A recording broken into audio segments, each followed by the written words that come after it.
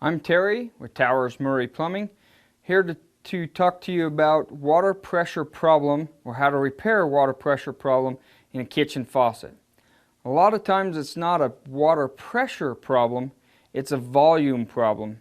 Maybe restricted from hard water buildup, some dirt, rust, or sand inside of the faucet. First thing you want to check on your kitchen faucet is going to be the aerator. That's the small device where the water actually comes out, and it is removable. A lot of times it'll catch the debris. Small pair of pliers and just give it a light twist and you can remove that aerator. Now that aerator has a screen in it. Sometimes you can get away with cleaning them, soak them in a little bit of cleaner, vinegar to de-lime them. Otherwise you'll need to take that down, match it up, and replace that. Once you've got a new one or you've got it cleaned, before you put it back on, turn your faucet on and flush anything out. That'll flush any extra debris out. Then you can reinstall your new aerator or your cleaned aerator.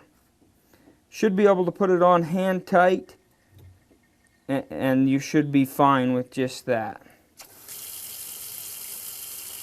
The second thing you'll want to look at it if it's not stuck in your aerator is your shutoff valves. Now, this is one style, this is another style, and another. Yours may look a little different. Make sure those valves are turned all the way on. Maybe even turn them off and back on to see if anything is knocked free. The other thing you want to look at is the supply line itself.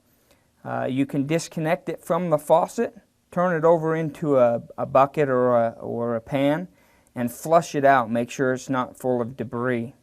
And again, I'm Terry with Towers Murray Plumbing. We've shown you how to repair water pressure problem at a kitchen faucet.